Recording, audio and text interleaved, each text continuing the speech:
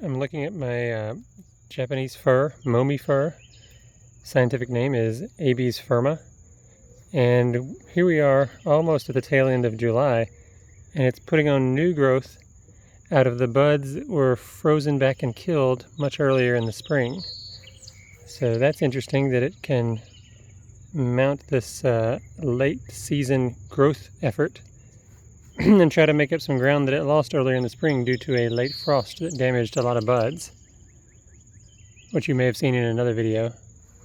Overall, the Momi Fir looks pretty amazing, and this fir is known for its ability to handle warm weather and clay soils, moist soils, so it's a bit of an outlier in the fir family with its ability to handle heat. Here, look at all that new growth in late July, and I think it will have time to finish growing and harden off before winter comes, because we have at least a couple more months of warm weather in August and September.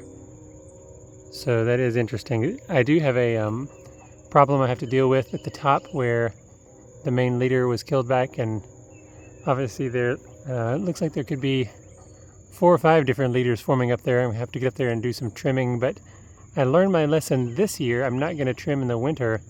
I'm going to wait until spring when the buds are coming out, and I know for sure we're not going to lose any more buds to a late frost, and then I will go up and trim away some crazy growth. And there's one crazy branch on the left side you can see just sticking out into open space there. That'll get trimmed as well. So the Momi Fir is known for its irregular growth habit and a tendency to lose apical dominance, which means growing from one main spot in a vertical direction. It starts to go everywhere. So I've got to get ahead of it. Actually, when I got this tree, it already had 2 or 3 different main leaders, and I had to trim them away to get back to the one. And I think that frost damage is what mainly causes that to happen. So I've got some trimming to do up there, but it's not a big problem yet. I will wait until the spring to do that. Next spring.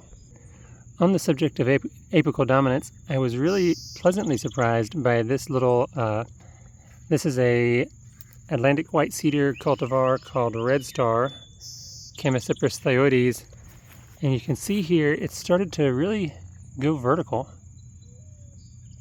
which is a big surprise. I thought this was mainly going to be a bush, and there are a few side branches here that I need to get rid of so that the energy of the tree doesn't go into these alternate leaders. But by and large, it's put on significant growth vertically this year, which is a huge surprise to me. Let's take a look at that foliage.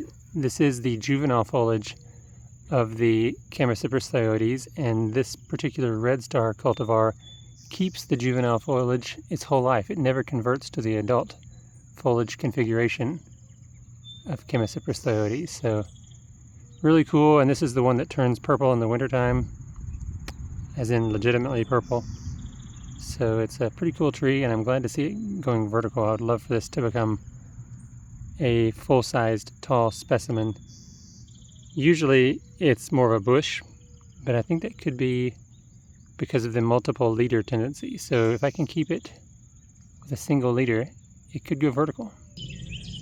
Continuing with the theme of late season growth, the Incense Ceder has made a late season push vertical here.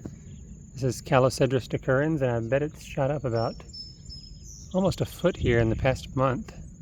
And it looks like it's going to continue to grow well into August and September. So that's one advantage of the cypress family, is they just keep growing all summer long.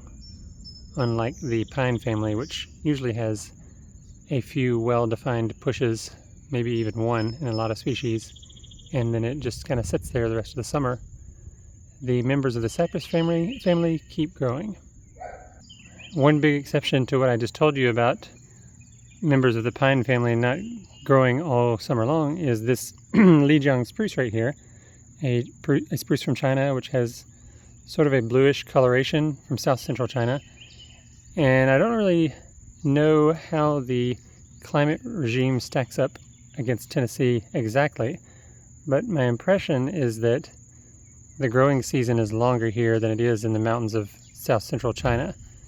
So notice this little cluster of buds right here. That is where the growth initially stopped this spring after the first big push of growth, which in and of itself was impressive. That's about like 10 or 11 inches of growth by itself. But then later on, as the summer progressed at the beginning of July, it just started growing again, and everything above here is what I believe is referred to as llamas growth, which is additional growth after the main growing season.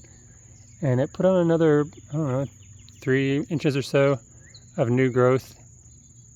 This actually works out really well because there are buds spread up and down the growth, the length of the growth here. Sometimes on conifers you get this pattern where there's only buds at the node, and the node is where it kind of stops growing, and then from there the branches happen the rest of the year. So in this case, the Lijiang Spruce has a good distribution of buds up and down the length of its branches, you can see here, and that's just going to let it really fill in. Now, it does look like I may have to do some trimming on these because this is sort of shaping up to be another multiple leader situation. So I may actually cut back to some of these buds and let that be the top of the branch on these side branches, just so my one central leader here gets all of the vertical energy of the tree. So we'll see, there's probably some trimming there. You can see even further down the tree there's still a little bit of this late season growth happening. Notice how the branch just kind of fades from brown into green, and this is the active growth part of the branch right here. You usually don't see this on spruces, so this is probably the only spruce I have that does this. That's how the other ones looked earlier in the season, but it'll eventually stop growing and harden off as the year progresses. And here's a quick update on the progress of the Japanese needle juniper. This is Juniperus rigida, and I've kind of got it tucked back in here in a little spot to try to protect it from the sprinklers, because my main concern is tip blight. Although that placement may end up backfiring on me because there's not as much airflow back in here either, and there's not as much direct sun, which I think this species would prefer direct sun. The one good thing is it seems to be growing mostly vertical, probably due to the shade conditions. This probably gets partial sun. Actually, probably gets a decent amount of sun. We'll see, but it's very interesting foliage texture here. Spiky, obviously some of that white powdery material which gives it an overall bluish color, but I think that fades away after the first growing season, and you're left with this medium green you see here down below. So another one of those trees with frosted tips there. And right behind that we have the southern wax myrtle, Myrica cerifera, which has once again recovered from losing basically all of its leaves in the cold of winter. I hope that this winter will be mild enough for it to keep its foliage all winter long. I probably need to put some fertilizer on it because it's looking a little more yellow than it normally does. But overall, once again, a reliable grower. I need to come and trim some of these out of control branches on the sides so that it doesn't get too crazy. Right next to that, you can see here with the nice dark green leaves, is my Carolina Laurel, Prunus caroliniana. It's put on fantastic growth this year. I bet vertically it's gone looking like 3 feet vertical in 1 year. So far it has pretty good apical dominance, although I may need to trim now. And just looking really good. And you can see peeking through the branches in the background there is the dead Virginia pine, which died for some unknown reason, but probably root rot. Just to show you what I'm dealing with on this root rot thing, this is an old stump here, and you can see there's some shelf fungus coming out of there, and that's not really that big of a problem. But what you don't see is the gigantic network of buried mycelium from the armillaria fungus, which I know is here because every September, huge clumps of mushroom crop up, and they're associated with the roots of this dead tree, and I have several of these all around my planting. There's really no way to remove all these roots because these trees were gigantic and this was part of a forest, so you might be thinking, why didn't you just grind out the stump? Well, the stump is only a fraction of the root network, and the mycelium of the Armillaria go along all of the roots and spread out well beyond even where the roots are, so there's practically no way to remove it other than excavating the whole yard and bringing in all new dirt. And what's the fun in that? Because then there's no challenge, right? So more signs of disaster though on the Armillaria front. See if you can spot the slight change in the color of green on this Thuja occidentalis nigra. This is the dark green Arborvitae. Right there, center screen, there's a lightening of one lower branch. If you can see it, and maybe it's a little more obvious if I tilt the camera down. Look left, it's nice and green. Look right, it's nice and green. But right center screen, this one branch has started to go yellow.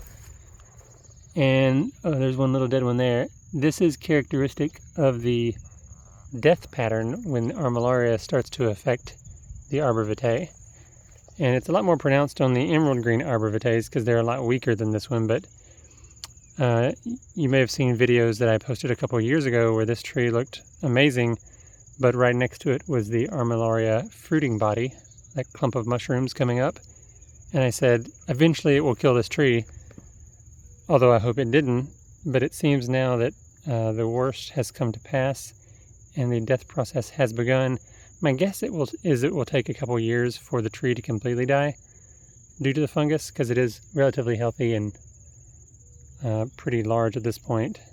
I'm not going to preemptively take this one out like I am the emerald greens. Several of my hollies are putting on late season growth. Here's ilex cassine, that's called the Dahoon Holly. And here's late season growth on the Savannah Holly, which is a hybrid between ilex cassine and ilex opaca. There's a Nellie Stevens holly here, which had some trouble earlier in the year, but it's continued to do well, putting on a little late growth. And as a reminder, that is a hybrid between Ilex aquifolium and Ilex cornuta. A lot of times I forget to show this little tree, but this is the Ilex crenata Japanese holly. This is the Steeds cultivar, and it's putting on a little growth here. It has very small leaves for a holly. The oak leaf holly continues to grow. This is another one of those Chinese hybrids. I believe it includes cornuta and maybe Perny. I have to go back and look at the lineage of this again. And right next to that is the Dragon Lady Holly. This is Ilex aquifolium and Ilex Perny. I know that one. Continuing to push new growth at the end of July.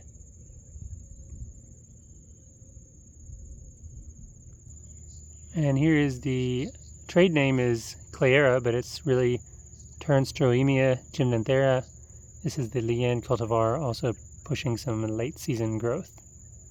Comes out red and then turns green. And this Elysium parviflorum, the Ocala Anise, or yellow anise, still growing, still pushing new growth at the end of July. And I'm pretty confident this one will harden off before the winter freezes arrive.